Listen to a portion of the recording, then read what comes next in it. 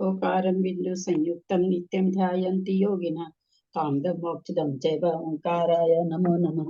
अविरल सद्घनोगत छादि सकल भूतलकलंका मुनि विरूपासे तीर्था सरस्वती हरतु न दूरितम् अज्ञानतिमिरान्धानां ज्ञानाञ्जन शलाकया चक्षुरुन्मिलितं येन तस्मै श्री गुरुवे नमः। श्री परम गुरुवे नमः। परम्पराचार्य गुरुभ्यो नमः।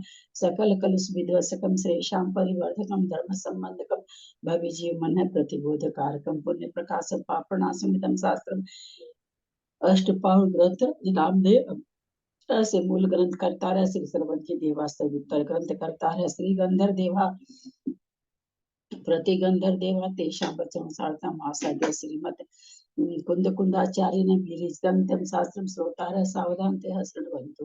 मंगलम भगवान वीरो मंगलम गौतमोदनि मंगलम कुंद कुंदादो जैन धर्मोस्तु मंगलम सर्व मंगल मांगल्यम सर्व कल्याणकारकम प्रधानम सर्वधर्माणां जैनम जयतु शासनम जैनम जयतु शासनम जैनम जयतु शासनम सरस्वती नमस्तुभ्यं वरदे कामरूपिणी विद्यारंभं करिष्यामि सिद्धिर्भवतु मे सदा। द्वादशं जिह्वानी माता की जय। अष्टपाहुड़ ग्रंथराज की जय। कुंद कुंद आचार्य की जय। सुरसागर आचार्य की जय। पन्नालाल जी साहित्यकार की जय। अढ़ाई दीप में विराजमान सभी आचार्य उपाध्याय सर्व साधु के चरणों में नमोस्तु नमोस्तु नमोस्तु। सभी आरिका माता जी के चरणों में बंदा में बंदा में बंदा में। सभी छुल्लक छुल्लिका लग के चरणों में इच्छा में इच्छा में इच्छा में। सभी प्रतिमाधारी के चरणों में अन्ना जी के चरणों में वंदना वंदना वंदना। सभी पूज्य जनों का सादर चरण स्पर्श सभी से सादर जय जिनेन्द्र। हम लोग अष्टपाहुड़ ग्रंथराज का स्वाध्याय कर रहे हैं जो कुंद कुंद आचार्य द्वारा लिखा गया है। इस पर टीका श्रुत सागर सूरी ने की है। उसका हिंदी रूपांतर पन्नालाल जी साहित्यकार ने किया है। भाव पाहुड़ में हम लोग का स्वाध्याय चल रहा है। दृगवृत्त सूत्र बोधाख्यम भाव मोक्ष समावयम सट प्रावृत्तिमिति प्राहु कुंद कुंद गुरुदितम काउ नमोकारम जिनबर बस हस्य वर्धमानस दंसन मगम गोचामी जहा कमम समासेन नम्युन जिन वरिंदे नरसुर भवन इंद बंदिये सीधे गोचामी भाव पाहुड मवसे से संजदे सिरसा।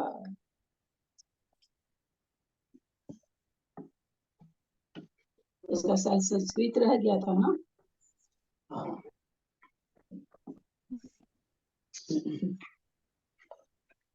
147 कौन से का 147 150 का संस्कृत शायद नहीं हुआ था ना।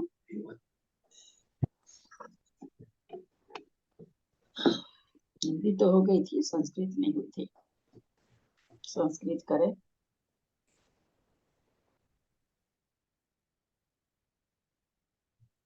किसका 150 का ना। हाँ इति पूर्वोक्त लक्षण घाती कर्मभ्यो मुक्त है। इस प्रकार जो पूर्वोक्त लक्षण बताए हैं घाती कर्म से मुक्त कर्मों से मुक्त होने वाले से मुक्त होकर अष्टादश दोष वर्जित हो 18 दोषों से रहित सकल सह कलिया मतलब अभी शरीर है, सकल मतलब शरीर सहित शरीरेण वर्तते इति सकल है। जो शरीर से अभी युक्त है वो सकल है। तेन तस्य धर्मोपदेशो अपि घटते शरीर संयुक्त परम आप्तत्वात् मतलब उसी कारण से कि वो शरीर है इसीलिए वो धर्मोपदेश भी दे पाते हैं। इससे ये समझना चाहिए कि है तो परम आप्त पर शरीर सहित है तभी मतलब उपदेश दे पाते हैं। एतेन एकदम वचनम प्रत्युक्तम भवति। इस प्रकार से जो वचन है अदृष्ट विग्रह क्षमताची बात परम वारणात् परम क्या है परम कारणात् नाद रूपम समुत्पन्नम शास्त्रम परम दुर्लभम।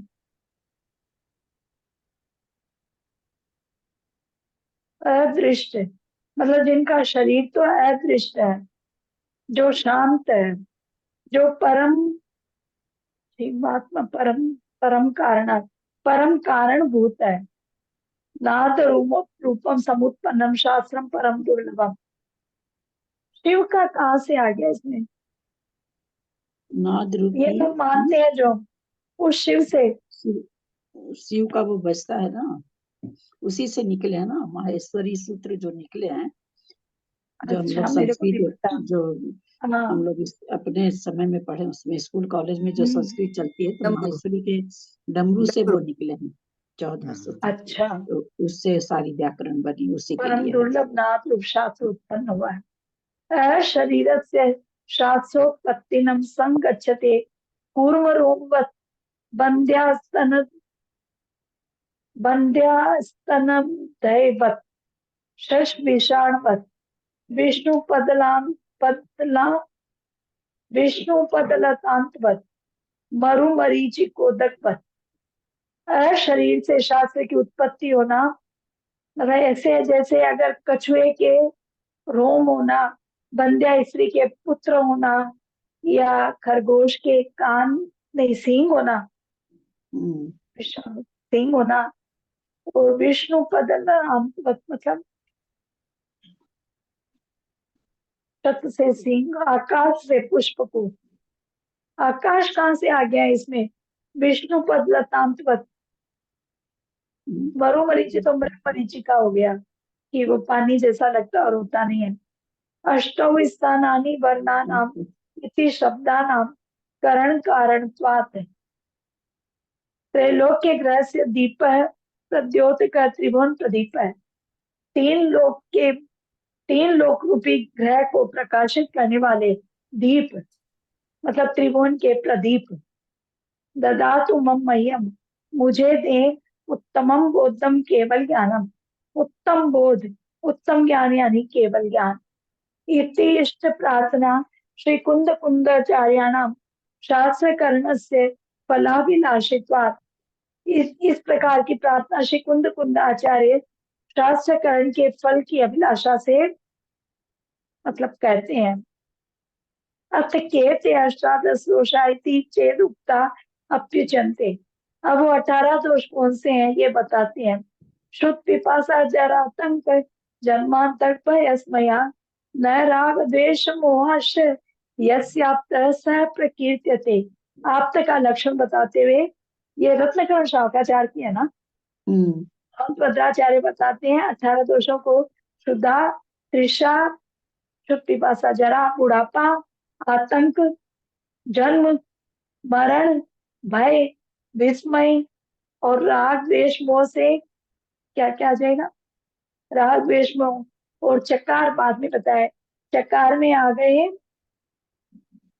चिंता, अरति, निद्रा, विषाद, पसीना, खेद और आश्चर्य। ये 18 दोष। 7 आएंगे मंजू दीदी, 6 से 7 और आएंगे। तो चकार वैसे तो 4 होता है ना, मैं भी यही सोच रही थी। चकार से मतलब ओ, चकार क्यों दिया? और की अपेक्षा से। 7 और और बचते हैं, चिंता, ठीक। अरति, निद्रा, विषाद, सही बात है, पसीना, खेद और आश्चर्य, ये 18 दोष जिसमें नहीं होते वो आप्त कहलाते हैं। वो इसमें ही है। चकार, चिंता, अरति, निद्रा, विषाद, श्वेत, पसीना, खेद और विस्मय, इनको लेना चाहिए। निर्दोष परम आप्त विचारो अष्ट सहस्री न्याय कुमुद चंद्रोदय प्रमेय कमल मार्तंड आप्त परीक्षा तत्वार्थ राजवार्तिक तत्वार्थ श्लोक वार्तिक न्याय विनिश्चय अलंकार आदिषु महाशास्त्रेषु विस्तरें ज्ञातव्य। निर्दोष परम आप्त के मतलब को जानने के लिए अष्ट सहस्री न्याय कुमुद चंद्रोदय प्रमेय कमल मार्तंड आप्त परीक्षा तत्वार्थ राजवार्तिक तत्वार्थ श्लोक वार्तिक और न्याय विनिश्चय अलंकार आदि में महाशास्त्रों से विस्तृत रूप से जानना चाहिए। मतलब इनका विस्तृत वर्णन इन सब ग्रंथों में है। गाथा नंबर 151। जिनवर चरणं गुरुः नमन्ति जे परम भक्तिरायेन तेजमवेली मूलम खनन्ति वरभावसत्तेन जिनवर चरणभूर्वहं नमन्ति ये परम भक्तिरायेन तेजमवेलिमूलं खनन्ति वरभावसत्तेन जिनवर चरणाम्बुरुहं नमन्ति ये परम भक्तिरायेन ते जनमल्लिमूलं खनन्ति वरभावशास्त्रेण। जिनवर चरणम बुरुहम नमन्ति जे परम भक्तिरायण ते जम्बेली मूलम खनन्ति वरभाव सत्तेन जिनवर चरणाम बुरुहम नमन्ति ये परम भक्तिरायण ते जनम बल्ली मूलम खनन्ति वरभाव शस्त्रेण। जिनवर चरणम्बुरुहं जिनवर के चरण कमल में जिनवर के चरण कमलों को नमन्ति जो जिनवर के चरण कमलों को नमन्ति माने नमस्कार करते हैं, जे माने जो परम भक्ति रायना परम भक्ति रूप भक्ति से विशिष्ट भक्ति से जो जिनवर के चरण को नमन करते हैं ते वे बर भाव सत्य न उत्कृष्ट भाव के कारण से भाव रूपी शस्त्र से बर भाव सत्य न उत्कृष्ट बर माने उत्कृष्ट भाव रूपी शस्त्र से जन्म वेली मूलम खनन्ति जन्म रूपी जो वेली है बेल है उसको मूल से जड़ से ही खनन्ति माने उखाड़ देता है, नष्ट कर देता है। तो इसमें पहले वाले में ये विष्णु पद दलांत क्या अर्थ होगा? हाँ? जो दूसरी संस्कृत वाली विष्णु पद लतांतवत। हाँ, विष्णु पद लतांतवत हमको लगता है ना, लतावंत तो ठीक है पुष्प को, लेकिन लता के जैसे लतांत विष्णु पद से यहाँ विष्णु पद का मतलब आकाश लिया, आकाश में पुष्प खिलाना होता ना। आकाश का प्रायवाची शब्द विष्णु पद है क्या, देखना पड़ेगा, कि विष्णु पद होना चाहिए, बिना देखे नहीं कह सकते।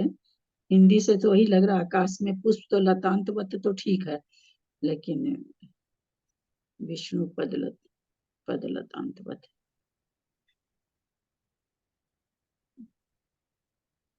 हाँ, पढ़ें इसका गाथार्थ पढ़ें, विशेषार्थ पढ़ें।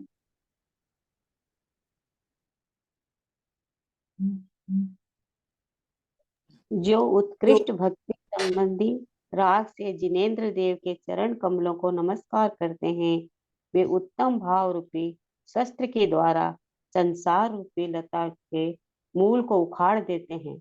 विशेषार्थ जयतिथि जिन्हें इस व्युत्पत्ति के अनुसार जो संसार रूपी सवन वन में अनेक विषय कष्टों को प्राप्त कराने वाले कर्म रूपी शत्रुओं को जीतता है, वह जिन कहलाता है। इणु जिकृष्यभ्योनक इस सूत्र से जय जय धातु से नक प्रत्यय होने पर जिन शब्द सिद्ध होता है। जो जिन होकर श्रेष्ठ है वह जिनवर है, अथवा जिन शब्द से गणधर देव आदि का ग्रहण होता है उनमें जावर श्रेष्ठ है। वे जिनवर तीर्थंकर परम देव कहलाते हैं। उन तीर्थंकर सर्वज्ञ अनंत देव के चरण कमलों को निकट भव्य जीव परम भक्ति रूप अनुराग अर्थात अप्रतिम स्नेह से नमस्कार करते हैं। वे जनवल्ली अर्थात संसार रूपी लता के मूल को जड़ को खोद डालते हैं। संसार रूपी लता का मूल मिथ्यात्व रूप मोह है, उसे जो विशिष्ट भावना रूपी कुदाली के द्वारा खोदते हैं वे सम्यक दृष्टि है, जैसा कि भोज महाराज ने कहा है। और कोई पढ़ते तो बड़ा है, पूरा से 3 पंक्ति है। अच्छा। सुतोतेन सोकर उठे हुए सतपुरुष को यदि सुमंगल के कोई मांगलिक वस्तु देखने योग्य है तो हे नाथ, और दूसरी वस्तु की क्या आवश्यकता है? उसे 3 लोक के मंगलों को घर स्वरूप आपके श्री मुख का ही दर्शन करना चाहिए। चाहिए दर्शन करना चाहिए। मैं दोनों को देखती हूँ, कोशिश करती हूँ। कुछ कुछ शब्द नहीं आ रहे हैं इसमें, करी थी मैं कोशिश थोड़ा।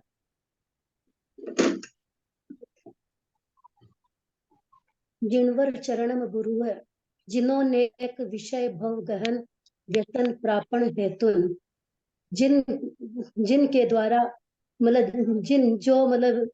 जिनके द्वारा जो विषम भव, जो ये कंटीला संसार है, जो गहन है, व्यसन प्रापण हेतुन, जो उनके इस कर्म रूपी जो शत्रु है, कर्मारातिन, जो कर्म रूपी शत्रु है, कर्म रूपी दुख है, उसको इस संसार, जो गहन संसार है, उस संसार के अंदर में भी जो इसके कर्म के शत्रुओं को जयतिथि जो जीत लेते हैं, वे जिन कहलाते हैं। इणजी कृषिभ्यो नक, ये इसका आ रहा व्याकरण। इण भी कृषिभ्यो जिन, जनश्चासो वरह श्रेष्ठो जिनवर है। जन मतलब जो जिन है वो कहलाते हैं, और उसके अंदर में भी वर, जो उसमें श्रेष्ठ है, वर है, श्रेष्ठो जिनवर है, जो श्रेष्ठ भी है, वे जिनवर कहलाते हैं। जो जिन है वे भी जो श्रेष्ठ है वो जिनवर कहलाते हैं। जन्म च असौ वरः, जन च आसौ वरः, श्रेष्ठो जिनवर। जन में जो श्रेष्ठ है वह जिनवर है। हाँ, जन आसौ लगा क्या इसमें? अथवा जिनानाम गणधर देवादिनाम मध्य, या फिर जिन जो जिन के अंदर में जो गणधरों के जिन शब्द से जो गणधर देव आदि जो लिया गया है, मध्य वरह, उनके बीच में जो वरह है, जो उत्कृष्ट है, श्रेष्ठ, श्रेष्ठ करो, जो श्रेयस्कर है, कल्याणकारी है, जिनवरस तस्य, वे जिनवर कहलाते हैं। तस्य उनके चरणावेवाम्बुरुहम, उनके चरण कमल, अंबु मतलब कमल, रूह मतलब उनको समर्पित करते हुए, उनके चरणों में, कमलों में, चरण रूपी कमलों में समर्पित जो होते हैं, जिनवर चरणाम्बुरुहम, वापस वही शब्द है कि जिनवर के चरण कमलों के अंदर में समर्पित होते हुए, श्रीमद भगवत अरहत सर्वज्ञ वीतराग पद्मम, श्रीमद भगवान अरहत परमेष्टि तीर्थंकर यानी सर्वज्ञ, उनके जो सर्वज्ञ के उनके वीत राग पाद पद्मम, राग से सहित, राग से चरण कमलों के निकट में जो परम भक्ति रूपी राग के द्वारा, राग से सहित उन चरण कमलों में नमंती राग नहीं है यहाँ पर, राग नहीं है, राग नहीं है, वीतरागी आएगा ना, वीतरागी जो वीतरागी है। श्रीमद भगवत, उसी राग आएगा। का हिंदी दे रहे हैं। चरणाम विवाहरुहम, जिनवर चरणाम्बुरुह, जिनवर के चरण कमलों में, उसी का फिर और दे देते हैं। श्रीमद भगवत सर्वज्ञ वीतराग पाद पद्म, श्रीमद भगवत वीतराग, सर्वज्ञ वीतराग के चरण कमल, पाद पद्म, चरण कमल। चलिए। हाँ, उनके चरण कमलों के अंदर में नमंती, नमस्कार करते हैं, झुकते हैं, नमस्कुर्वंती, नमस्कार करते हैं। ये आसन्न भव्या, ये जो नमस्कार करते हैं वे आसन्न भव्य या निकट भव्य, परम भक्ति रागेण, उत्कृष्ट भक्ति के साथ, उत्कृष्ट भक्ति के राग से सहित, परम भक्त्यानुरागेण, कृत्रिम स्नेह, यहाँ पर अकृत्रिम निकलेगा, परम भक्ति के साथ में, परम भक्ति के साथ में, परम राग के साथ, अनुराग के साथ, अनुरागेन, अनुराग के साथ, अकृत्रिम स्नेह, जो अकृत्रिम स्नेह है उसके सहित जो नमस्कार करते हैं, वे सम्यक दृष्टि के लिए बता रहे हैं कि जो सम्यक दृष्टि भगवान के प्रति नमस्कार करते हैं, राग से करते हैं, अति अनुराग से करते हैं, अकृत्रिम स्नेह से करते हैं, ते पुरुषा, वे पुरुष, जन्म वल्ली मूलम, जन्म यानी संसार रूपी जो वल्ली यानी जो लता है, उसके मूलम, उसकी जड़ को, खननतीति, उखाड़ देते हैं, उखाड़ते, संबंध है, उखाड़ने का संबंध, उखाड़, यहाँ संबंध से शब्द क्या लेना दीदी इसका? खननती इति संबंध है, कहते ये इस तरह का संबंध है कि आपस में जो परम भक्ति से करता है उससे जन्म बलि उखड़ जा सकती, ये संबंध है दोनों में। इस प्रकार का संबंध है। जन्मेव वल्ली, जन्मेव जन्म रूपी वल्ली जो लता है, संसार विरुद्ध अनंतानंत प्रसारत्वात्, संसार में जो अनंतानंत जो ये जो वल्ली बढ़ रही है, तस्या मूलम कंदम, उसको उसकी जड़ को कंद को हनंती उखाड़ देते हैं, उत्पाटयंती उसको मतलब समूल नाश कर देते हैं या मसल देते हैं, उद्धरंती समूल काशम कश्यंती है। कशंती का मतलब यहाँ पर मसलना होगा क्या, लता को मसल देते हैं पूरा। सब एक अर्थ में है, बस चूंकि बार बार दूसरा दूसरा शब्द इसलिए लिख देते हैं कि कोई भी एक शब्द आपको आ जाए तो उससे सारा अर्थ निकल जाए। एक ही शब्द को तरह तरह से लिख रखे हैं। समूल मोहस्य समूल पूरी तरह से कर्ष कर देना, समूल का सम कर्षयंती माने पूरी तरह से कर्ष कर देना कि वो फिर उगने लायक ही नहीं है। मोहस्य विच्छेदकत्वात्, मोह का भी विच्छेदन कर देते हैं। संसार वल्ली मूलम, यह संसार रूपी जो लता है वो क्या है कि मतलब संसार रूपी लता का मूल क्या, मिथ्यात्व रूपी मोह ही है। तस्य मूलम कदंती, उसकी जड़ को भी उखाड़ दे देते हैं। सम्यक दृष्टियो भवंती, वे सम्यक दृष्टि होते हैं। उत्तम च श्री भोजराज महाराजे, इस प्रकार श्री भोजराज महादेव ने ऐसा कहा है। सुप्तो सुप्तोत्थितेन, सुप्त हुआ सोया हुआ, उत्थितेन उत्थि मतलब उठ करके, जो सोकर उठ जाता है, ऐसे तेन मतलब ऐसे, सुमुखेन ऐसे जो सत्पुरुष है या जो अच्छा मुख वाला यानी अच्छा सत्पुरुष है। सुमंगलाय, यदि मतलब सुमंगल के कई मतलब दृष्टव्यम अस्ति, ऐसा जो मतलब सम्यक दृष्टि, ऐसा जो अच्छा व्यक्ति होता है वह अगर मतलब ये मंगल में वो वस्तु को भी मतलब सुमंगल की जो कोई भी वस्तु होती है उसको दृष्टव्यमस्ति, दृष्टव्यमस्ति मतलब देखने योग्य, मतलब सुमंगल के कई जो मांगलिक वस्तु है, मंगलेव वस्तु जो जितनी भी मांगलेव वस्तु है वो सभी देखने के योग्य होती है। अब अन्यन किम तदिहम ना, अन्य क्या दूसरी भी, अन्यन मतलब कोई दूसरी भी ऐसी कोई वस्तु की क्या आवश्यकता होती है, और भी कोई वस्तु होती है। तब एव वक्त्रम, तब वहां पर बता रहे हैं कि त्रैलोक्य मंगल निकेतन मोक्ष नियम, त्रैलोक्य मतलब तीन लोक के जो मंगलकारी जो है, तीन लोक के जो मंगलों के जो स्वरूप है, निकेतन मतलब घर, मोक्ष नियम तीन लोक के जो मंगलों का घर स्वरूप जो है वही मतलब उसमें रहने वाले जो आपका जो श्रीमुख है, वक्त्रम मतलब आपका ही श्रीमुख है, वो मतलब उसका हमको दर्शन करना चाहिए। दृष्टि दृष्टि दृष्टि में मतलब उसका दर्शन करना चाहिए। जय जिनेंद्र दीदी बोल दिया था, ठीक से हुआ कि नहीं हुआ? 152 नंबर का था। जह सलीले न, उसके बाद क्या है, सलीले न के बाद मिटा हुआ है।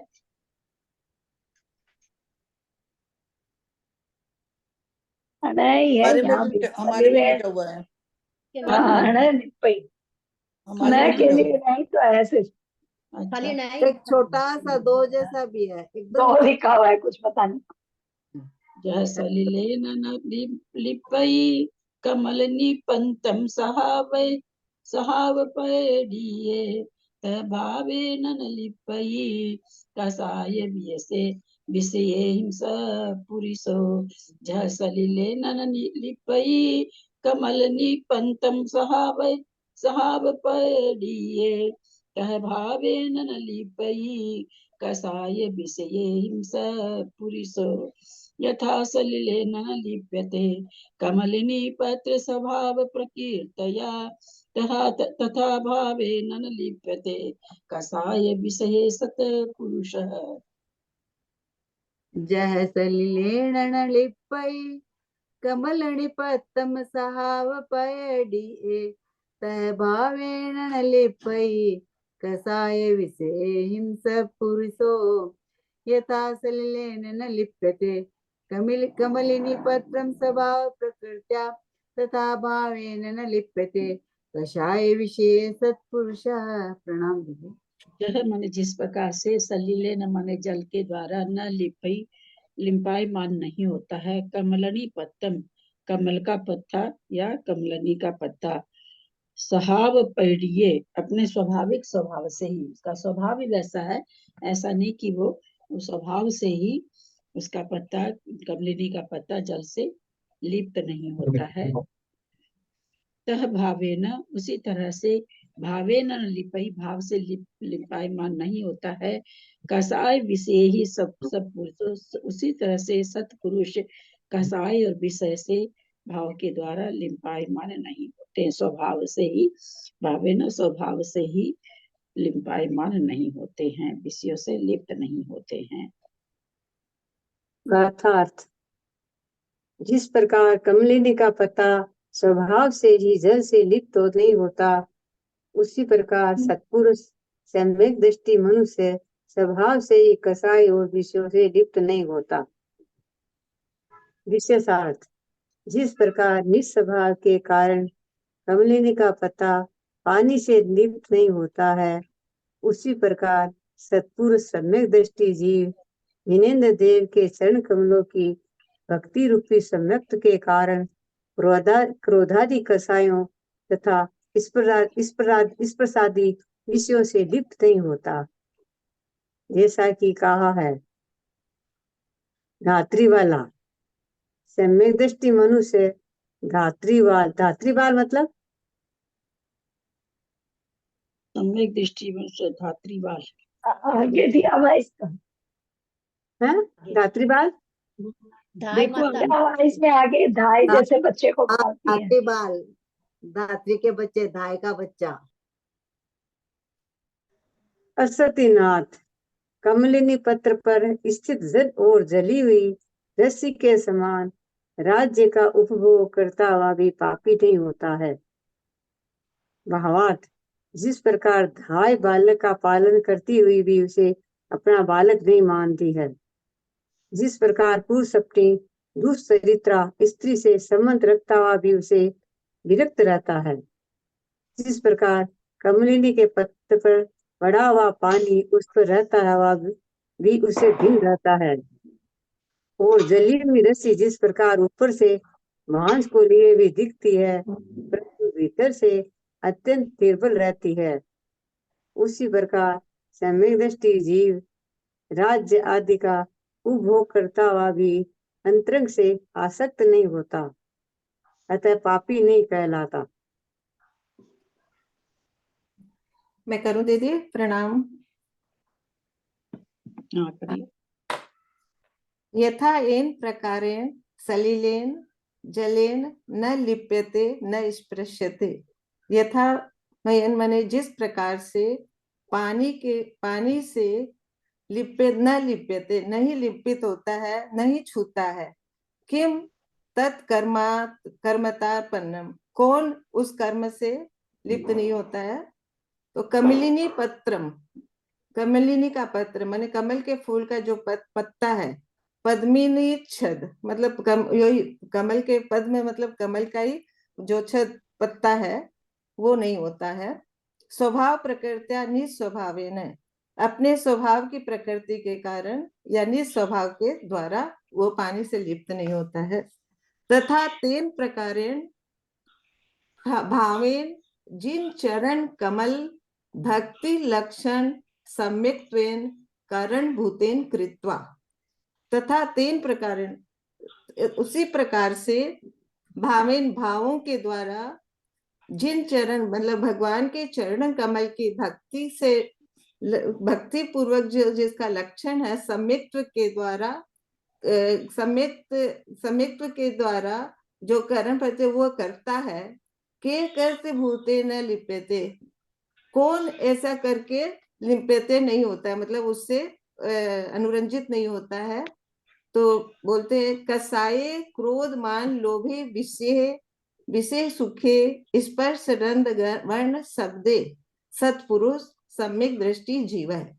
जो सत्पुरुष सम्यक दृष्टि जीव है वो कसायों से, कसाय हो गया क्रोध मान लोभ और विषय सुख से और स्पर्श रस गंध वर्ण शब्द आदि से लिपते नहीं लिपता है।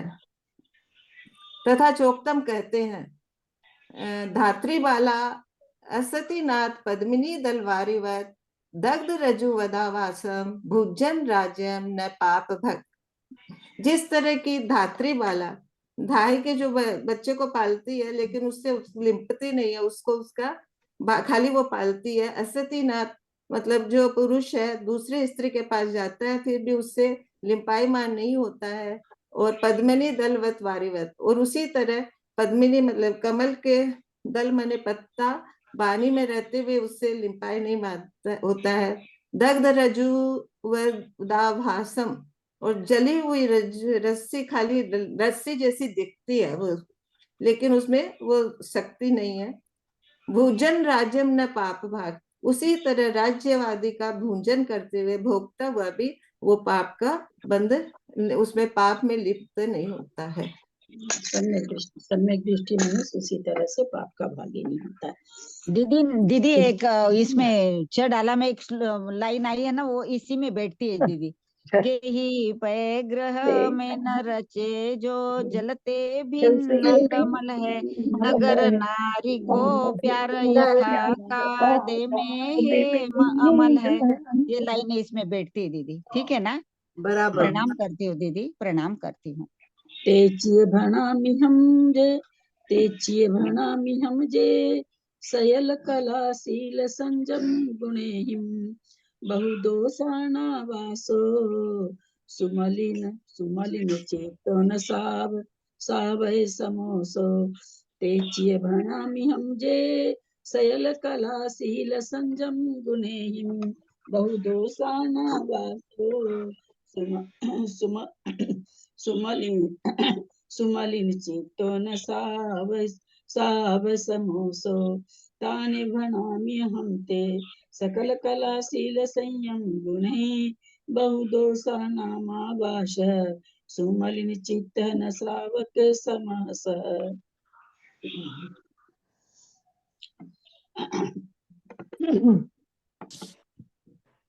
तेजिए बणा,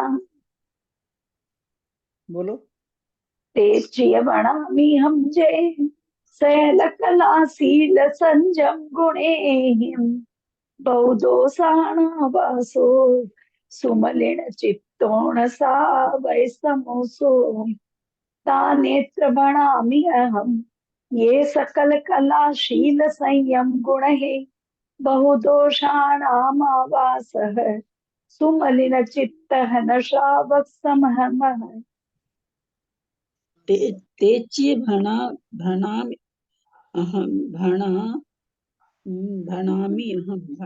हम जे सयल कला शील संजम गुणेहिम।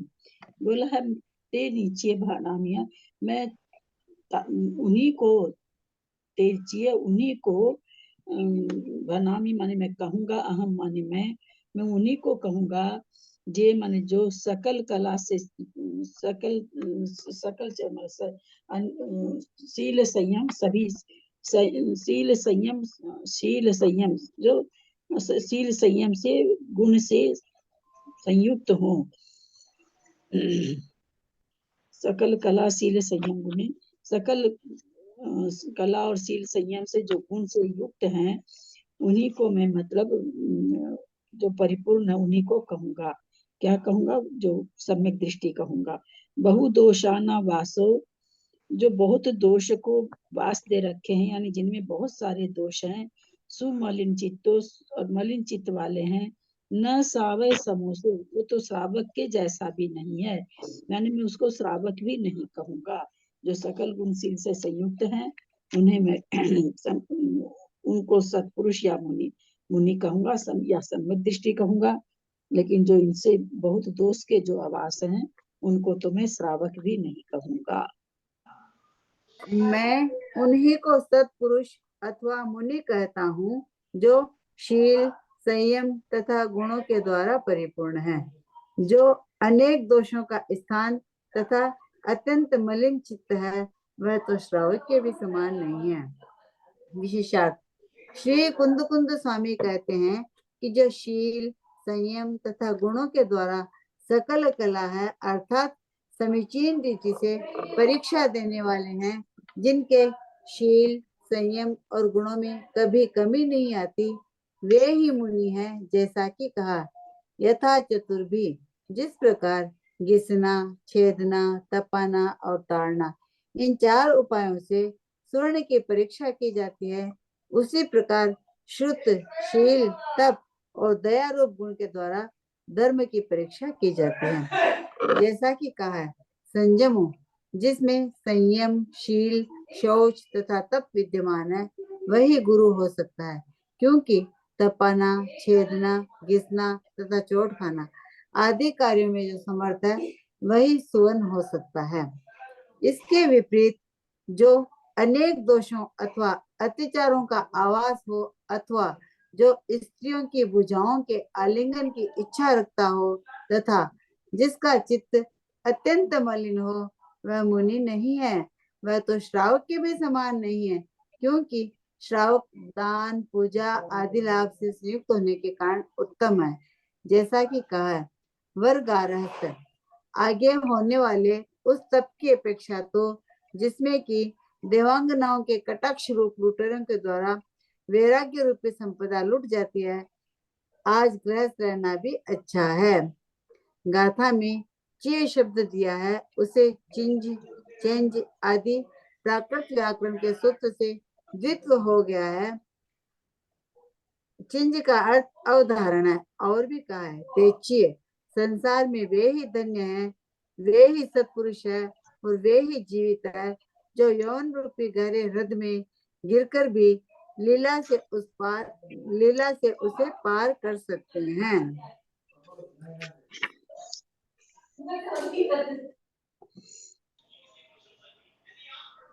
कहा जाता है ना,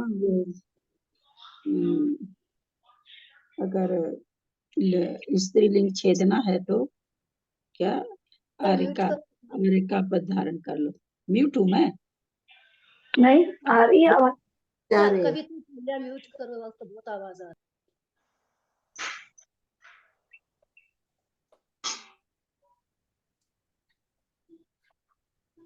बहुत लोगों के खुले हैं, सब म्यूट कर लेंगे तो आवाज अच्छी आएगी।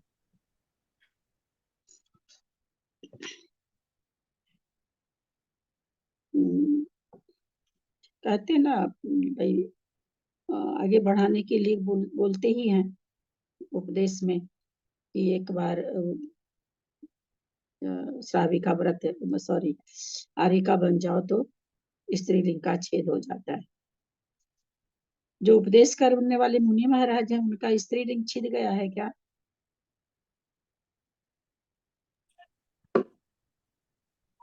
नहीं छिदा दीदी। क्यों नहीं छिदा? जब लेडीज के लिए कहा जाता है कि एक बार आरिका बन जाइए तो स्त्रीलिंग का छेदन हो जाएगा।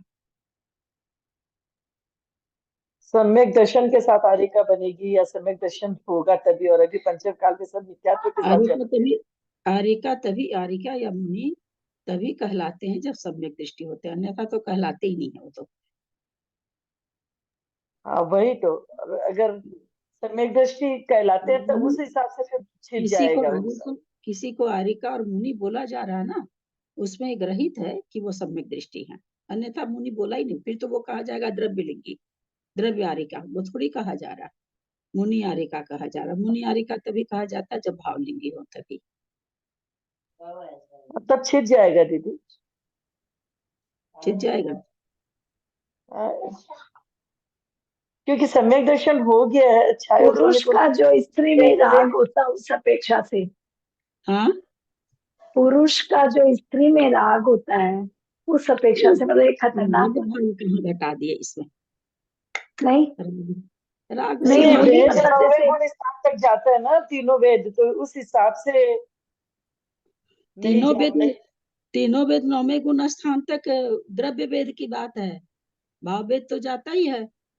हाँ द्रव्य वेद की बात है वो, यहाँ द्रव्य वेद की बात है और भाव वेद की भी बात है, दोनों ही वेद की बात है। जब तक कोई 11वें गुण स्थान में गए हुए असंख्यात मुनि महाराज 2-2 बार उपसम श्रेणी चढ़ के भी निगोद में पड़े हैं। स्त्रीलिंग तो बहुत अच्छी योनि है, क्योंकि एक इंद्री, 2 इंद्री, 3 इंद्री, 4 इंद्री, असंगी पंचेंद्री में तो तीनों वेद होते हैं। 4 इंद्री तक तो वेद ही नहीं है, केवल नपुंसक है, तो उनसे तो बहुत अच्छा है स्त्री वेद।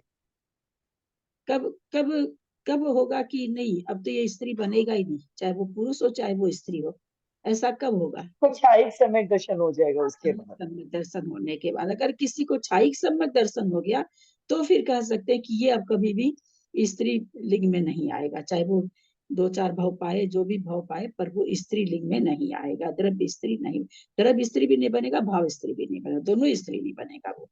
इसलिए ये जो कह देते कि भाई आज जितने भी मुनि महाराज है या पंचम प्रतिमाधारी हैं तो अब आगे स्त्री नहीं बनेंगे, ऐसा थोड़ी है।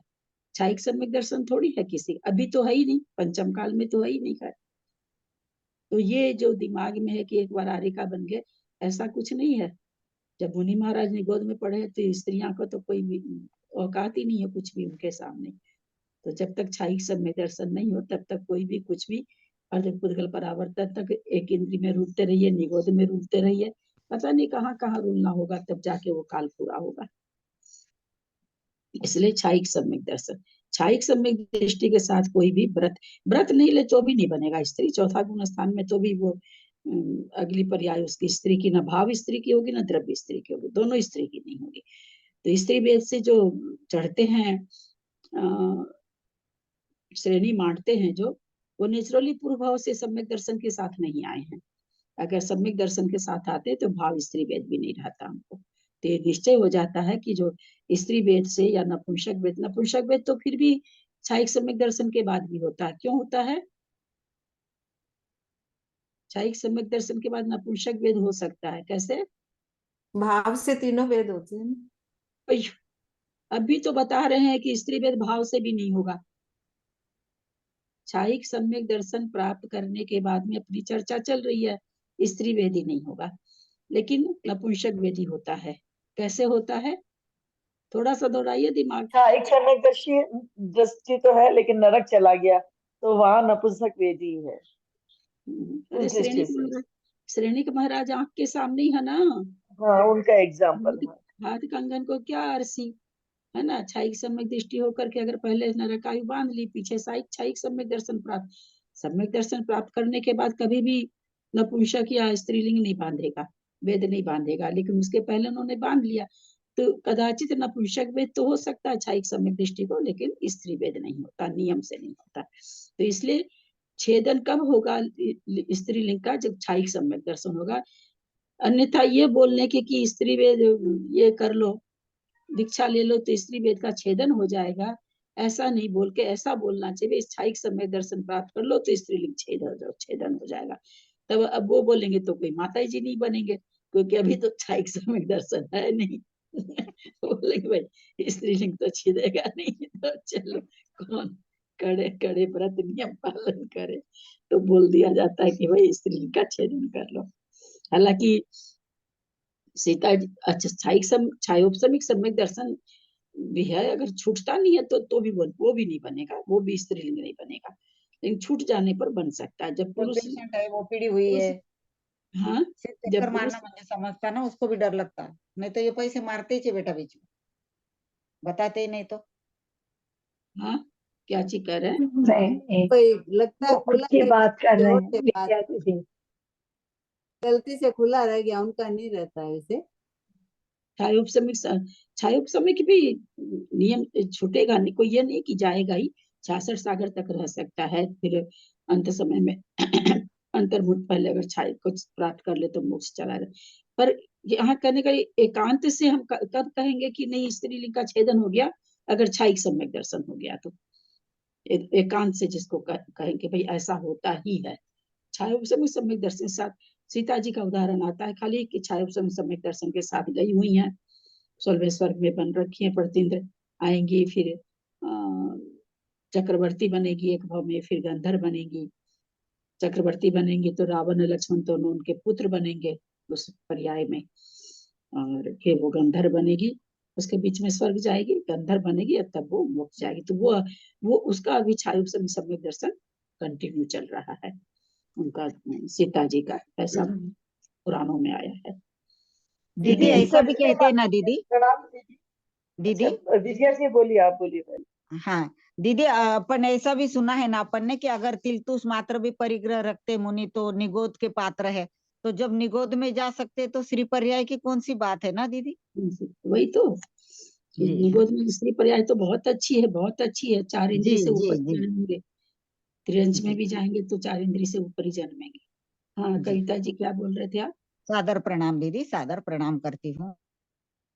आंटी जी स्त्री पर्याय वाला निगोद में तो नहीं जाएंगे ना? हाँ निगोद पुष्पा जी का तो प्रश्न मेरे, मतलब जिनके प्रश्न के उत्तर के लिए तो गंधर्व परमेष्ठी को बुलाना पड़ेगा।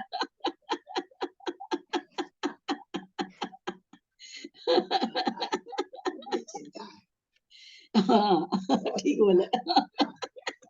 ये बोल रहे उनको स्त्री है ना, उनको अपनी चिंता है।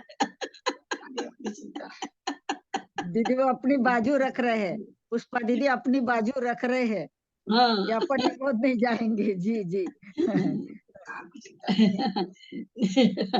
कोई मनाही नहीं है, अगर जाना चाहे तो जा सकते हैं। नहीं आंटी जी, सातवां नरक तो स्त्री पर्याय नहीं जाती है। 7वां नरक आप नहीं बोले, आप निगोद बोले। हाँ इसीलिए बोलो, क्योंकि 7वां नरक के नीचे निगोद है ना।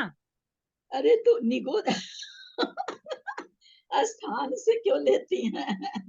स्थान से थोड़ी मतलब है कि उस स्थान पे नहीं जाती, 7वें नरक में नहीं जाती हैं, ठीक है, पर उसके नीचे निगोद में तो जा ही सकती है ना।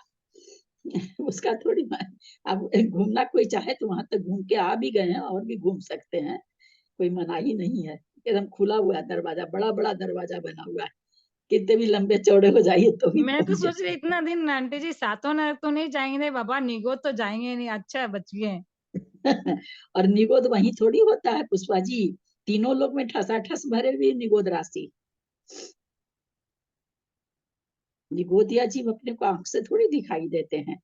आपको नहीं 7वें के नीचे नहीं जाने का मन है तो सीधी शिला पर चले जाइए, वहां भी जगह है अपने लोग के लिए, निगोद पर्याय में आंटी जी वहां वो भी तो जगह है। कलकला पृथ्वी में तो है निगोद जीव तो। हाँ कलकला पृथ्वी में है ना, तो निगोद उसके नीचे है ना, 7वें नरक के नीचे है, वहां हाँ भी है। नहीं नहीं जाना चाहते मत जाइए ना, आप सीधे परमेष्ठी के बगल में जाके बैठ जाइए, वहां भी वहां बैठ पर भी सकते हैं। मतलब निगोद जीव। हाँ तो वहां पर भी ऑफर है, खुला हुआ एकदम। वहां के नहीं निगोद हमको अच्छे है निगोद दीदी, जीव में वहां नहीं के जाना है। निगोद अच्छे है। निगोद सिद्धों अच्छा के पास के निगोद अच्छे निगोद है। में नहीं जाना है। है। चलिए, और वो क्या इतना कविता जी? निगोद नित्य निगोद जाएगा तो आएगा ही नहीं। कविता जी क्या बोल रहे थे आप? मैं दीदी ये बोल रही थी कि जैसे छायोत्सविक सम्यक दर्शन हुआ सीता जी को, और वो टूटा है, क्योंकि देव गति में तो देव पर्याय पाने के लिए तो मैंने छूटना भी जरूरी नहीं है, जैसे नरक में तो छूट जाता है ना एक मुहूर्त के लिए। तो मतलब वो हाँ, उसके लिए वो प्रतीन्द्र बने हैं, या ऐसे भी हो सकता है कि जैसे अपन बोलते हैं ना 17 भव मनुष्य के, 17 भव उसके, तो वो चीज लागू होती है क्या वहां पे वो देवगति में? तो वो तो 16 भाव वाला, 17 नहीं है, 16 भाव, 16 हाँ 16 16, 32 हाँ है। हाँ। हाँ वो तो सत्संख्या योग द्वार के समय में मैंने बहुत अच्छी तरह से समझाया था कि वो धवला जी में साफ आया है कि भव निमित्तक नहीं है, वो काल निमित्तक कथन है ना। 8 8 भाव, 8 पूर्व कोटि, 8 पूर्व कोटि, 8 पूर्व कोटि, फिर 8 भाव अपर्याप्त के, फिर वापस 8 स्त्री के, 8 नपुंसक के, 7 पुरुष के, और उसके बाद या तो वो मोक्ष चला जाए तो ठीक है, नहीं तो फिर वो 2 इंद्री 3 इंद्री के पर्याय में चला जाएगा। तो धवला जी में ये वही हो जाती है ना, जब अपने लोग छोटे ग्रंथ में कुछ छोटे तरह से लिखा भी रहता है, कुछ अपना भी दिमाग इतना नहीं चलता है, तो साफ आया धवला जी में कि वो काल परक है, भव परक नहीं है। 24 पूर्व कोटि आपको समय मिला है। आचार्य कहते हैं हम 24 पूर्व कोटि बताने के लिए 100 वर्ष का कितना आपको हम गिन के बताते कि इतने भाव करता है। अब एक पूर्व कोटि का एक पूर्व कोटि का 8 भाव है। अब उस 8 भाव को अगर आपको 100 वर्ष में निकालना है तो काउंटिंग करके लिख लीजिए। तो वो ये कहना चाहते हैं कि काल परक मतलब कथन है, भव परक नहीं है। 24 पूर्व कोटि तक बनेगा, स्त्री पुरुष नपुंसक, फिर 8 अपर्याप्त बनेगा, फिर 24 पूर्व कोटि तक स्त्री पुरुष नपुंसक बनेगा। ऐसा धवला जी में आया था। मैं उस समय सबको सुनाई भी थी। मेरे यार ये मेरे को इतना अच्छा लगा था कि मैंने कहीं पे लिख के भी रखा है इसको। दीदी फिर वो 48 भाव जो बोलते हैं वो सही नहीं उतरता ना इसमें? वो ना, वो सही नहीं है। 48 भाव वाली बात सही नहीं है, काल परक है। साफ लिखा हुआ देखें, कॉपी हाथ में आए तो फिर से पढ़ के ये सुना। मैंने हाँ आज ही दीदी सुना आपने दीदी, पहले आप जब बताया पढ़ाए था, होंगे तभी मैंने पहले क्लास बताया नहीं था की। आपने। मैंने नहीं सुना, मैंने आज ही सुनी है ये बात। मैं हो सकता है मैंने उस दिन क्लास अटेंड ना की हो, लेकिन मैंने तो नहीं आज ही नहीं, सुना पहले था। बताया दीदी ने कि बताया मतलब होगा, लेकिन हो 48 सकता है भाव उस कोई क्लास मायने में नहीं नहीं है। हो। हम तो मंजू आज दीदी आप ही ठीक कह रहे सुना। हो, बताया है दीदी ने, मुझे भी हाँ याद आ बताया रहा है। होगा। हाँ बिल्कुल सही है।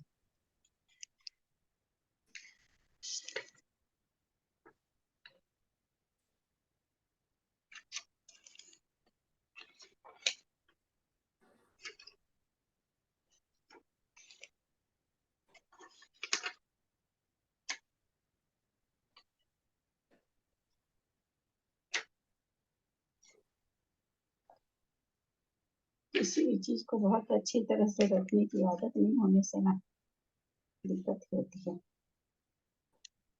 लिखे तो हम इसी में थे। दीदी इतनी सारी चीजें हैं, आपको तो फिर भी मिल जाती है, हम लोग को तो पता नहीं कहाँ लिखा हुआ तो सब है। आप बोलते हैं लिखते हैं, पर मिलता ही नहीं है। जब आप पूछते हैं ढूंढने लग जाए। जितनी किताब मेरे हाथ में आती है ना, सब में आपको, और कुछ नहीं तो जो इन्वेलप तो ये बहु लोग देती रहती, कभी कभी पैर छू करके तो इन्वेलप देती है ना, रुपया निकाल के इन्वेलप पड़ा रहता है। वो इन्वेलप भी आपको 8-10 तो मिल जाएंगे बारीक बारीक अक्षर लिखे हुए। और फिर कभी वो देखने में आते नहीं बेचारे। कई बार सोचती हूँ सब में से निकाल करके और लिख लूँ सारी चीज, पर है तो सही मेरा इसी कॉपी में हमको याद आया तो पढ़ के ही सुना देती हूँ जब इतना।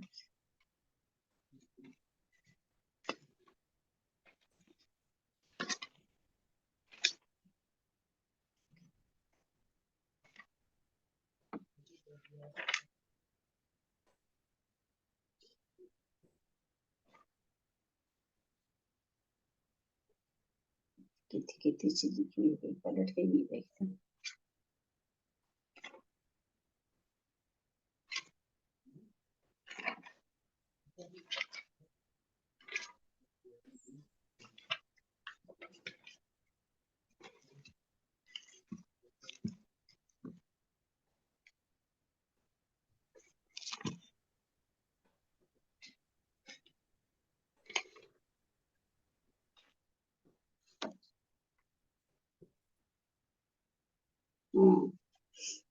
अविवक्षित जीव विवक्षित मनुष्यों में उत्पन्न होकर स्त्री पुरुष नपुंसक वैसे वह क्रमशः 8-8 पूर्व कोटि तक 8-8 पूर्व कोटि तक भ्रमण करे। ये नहीं लिखा हुआ कि 8-8 भाव प्राप्त करे। 8-8 पूर्व कोटि तक परिभ्रमण करके, अर्थात 24 पूर्व कोटि के बाद, ये नहीं लिखा है 16 भाव के बाद, नियम से लब्ध पर्याप्तक में उत्पन्न होकर अंतर्मूर्त में 8 बार 8 बार जन्म लेके 8 अंतर्मुख के बाद, अंतर्मुख में 8 बार जन्म लेगा।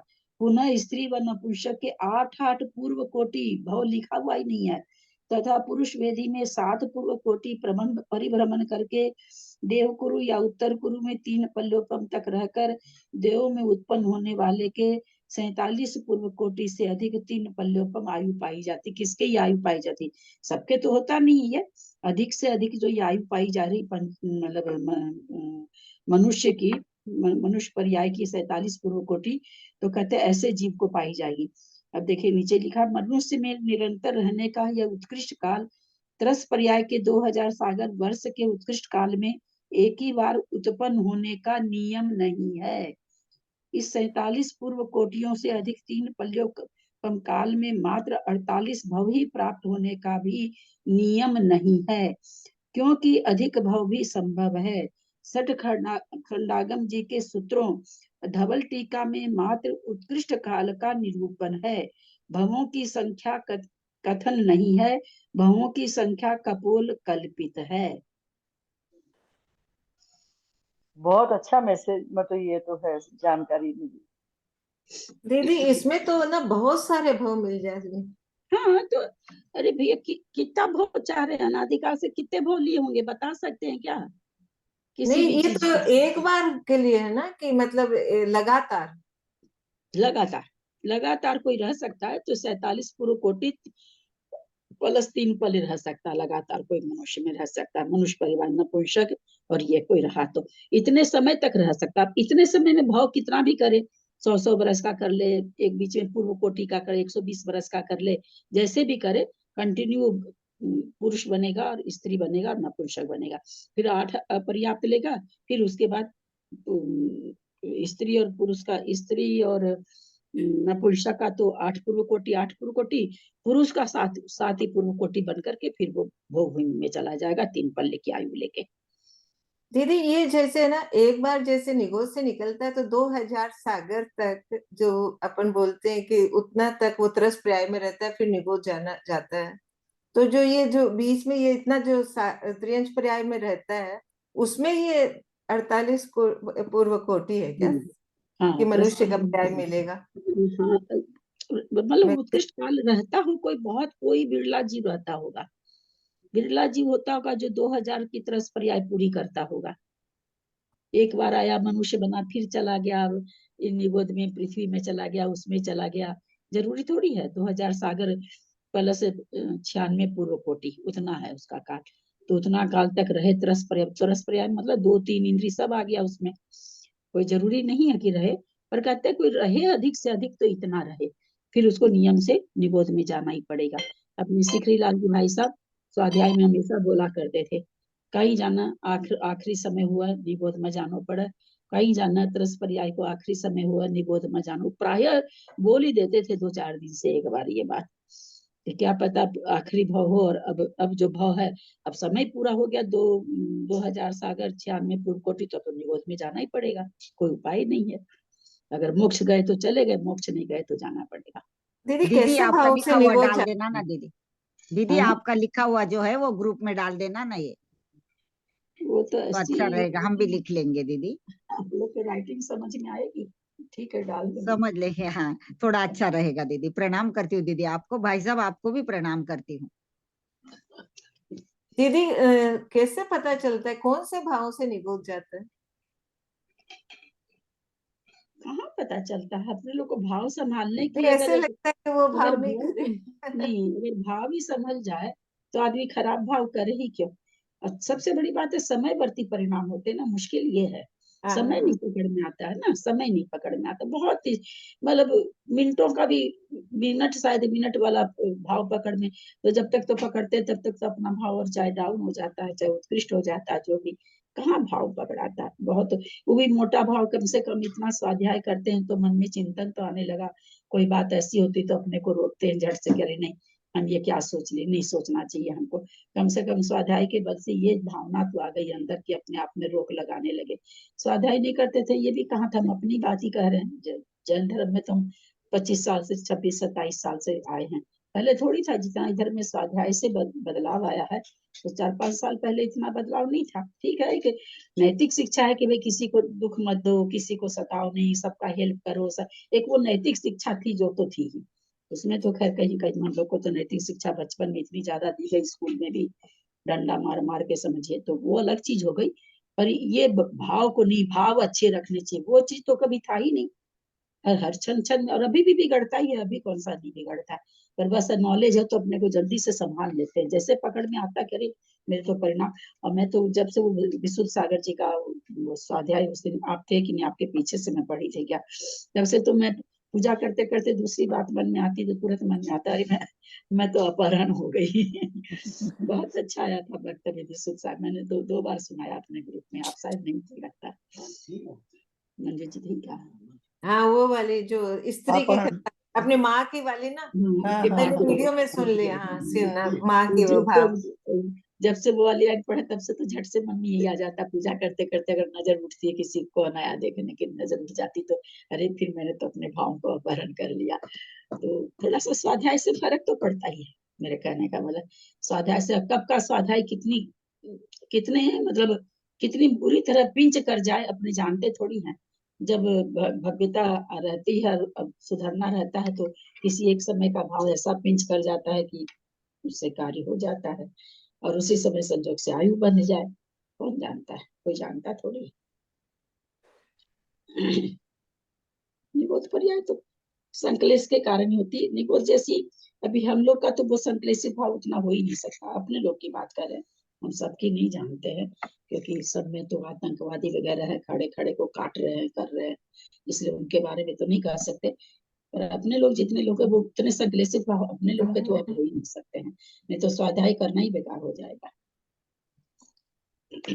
एक दिन एक पंडित जी मिले, बोले कि क्या बनोगे, तुम इतना पुण्य तो करते नहीं हो, व्रत लेते नहीं हो कि स्वर्ग जाओगे, और इतना पाप भी नहीं करते हो कि नरक जाओगे, तो क्या बनोगे? त्रियंची तो बनोगे, यदि व्रत नहीं लोगे, कुछ नहीं लोगे तो त्रियंची बनोगे, सोच लो त्रियंची बनोगे।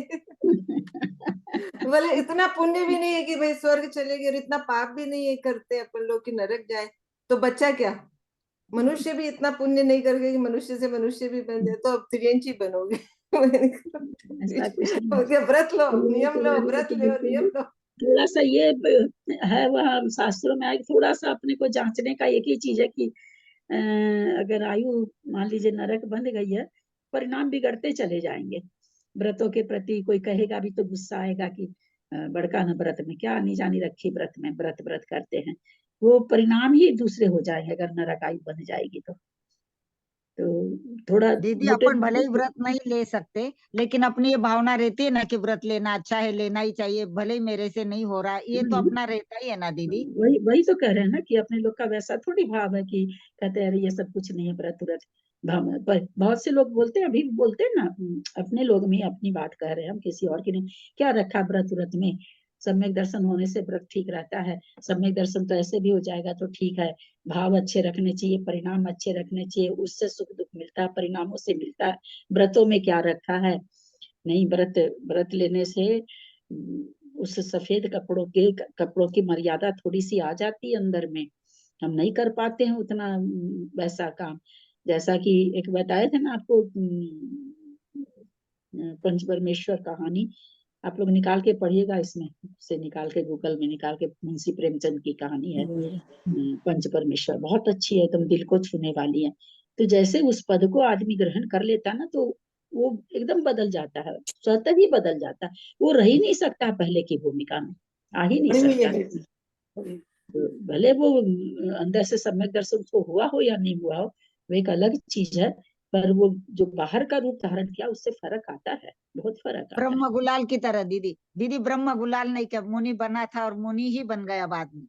हाँ, ये तो है, बाहर के बेस का कीमत नहीं, ये थोड़ी बाहर के बेस की बहुत कीमत है, बहुत कीमत। बाहर का बेस अगर धारण कर लिया कभी न कभी सम्यक दर्शन को प्राप्त कर ही लेगा वो। दीदी यदि सम्यक दर्शन प्राप्त नहीं भी करता और जो व्रत ले लेता है तब करता है, तो उसको भी स्वर्ग तो मिलता है। नहीं, इसलिए नहीं मिलेगा ना, वहां पर फिर वही बात आ गई ना कि आपने व्रत ले लिया बाहर से, है ना, अरे क्या जी बन गई। अब सैकड़ों लोग आपको बढ़िया से हार करा रहे हैं, आपका वो पद है नहीं, सैकड़ों लोग आपको नमोस्तु जो भी बंदामी कर रहे हैं, पूजा आपकी कर रहे हैं, और आप उस लायक हो नहीं। आप वही तो, तभी तो मुनि को निगोद में क्यों भेज रहे हैं, यति विश्वाचार्य तिल्लोय पनति में निगोद में भेज रहे, इसे यही कह के तो कि भाई तुमने तो बस एक ठो ये बना लिया कि मुनि बन गए। वही का आपको आचार्य श्री का एक दोहा भी सुनाते ना, मुन मुड़ाए तीन गुण, क्या लोग सिरकी मिट जाए खाज, खाने को रोटी मिले लोग कहे महाराज, लोग कहे लोग कहे महाराज। तो द्रविलिंगी की तो ये बात हो जाती ना। तुम्हें तो आपको इनकी बात बताए थे ना, नाम तो उनका भूल जाते हैं, बड़ा बाजार की ये लोग जानती होंगी, सरला जी वगैरह, अरे जिनकी सासू जी बहुत प्रतिमा ले रखी थी, चंद्रकांता जी पाटनी, उनको वो लोग कितना दिन 2 महीना तक लेके 1000 रुपया रोज के कमरे में वहां रहे, शरण बेरगोला में। आचार्य श्री को कहते रहे कि इनको दीक्षा दे दीजिए सासू जी को उनकी, वो नीचे नहीं बैठ पाती थी, कुर्सी पर बैठती थी, बहुत काफी उम्र की थी। पालन खूब करती, अच्छा पालन करती थी, लेकिन दीक्षा तो दीक्षा ही होती है ना। तो आचार्य से यही कहे कि अभी तो आप पुण्य से झोली भर रहे हो, क्योंकि आप जितना प्रतिमा ले रखे हो उससे ज्यादा शुद्धि से पालन कर रहे हो। और जैसे ही आप दीक्षा ले लोगे तो आप ऊपर बैठना चाहोगे, आप ऊपर ही बाथरूम जाना चाहोगे, सब कुछ बोले सारी क्रिया आप ऊपर ऊपर करोगे, तो आपके चर्या में दोष लगने के चलते आपको पाप चालू हो जाएगा, आपको पाप का बंध चालू हो जाएगा। तो ठीक है, जब समय देखूंगा, जब ऐसा लगेगा अभी आपका जीवन है, तो हम वही कहना चाहते हैं। आप जो कह रहे हैं ना कि माता जी बन गए और सम्यक दर्शन नहीं है, तो जिस हिसाब से यति विश्वाचार्य कोई माता जी के लिए तो नहीं लिखे, लेकिन मुनि के लिए लिखे हैं कि मुनि नहीं है, अंदर से मुनि, अंदर से मुनि का मतलब सम्यक दर्शन नहीं है। तो सम्यक दर्शन नहीं है तो बाहर से बेस तो हो गया सातवां छठा गुणस्थान, और ये बना रहा, वास्तव में बने रहे पहले मिथ्यात्व गुणस्थान ही उनका बना रहा। तो ऐसे में वो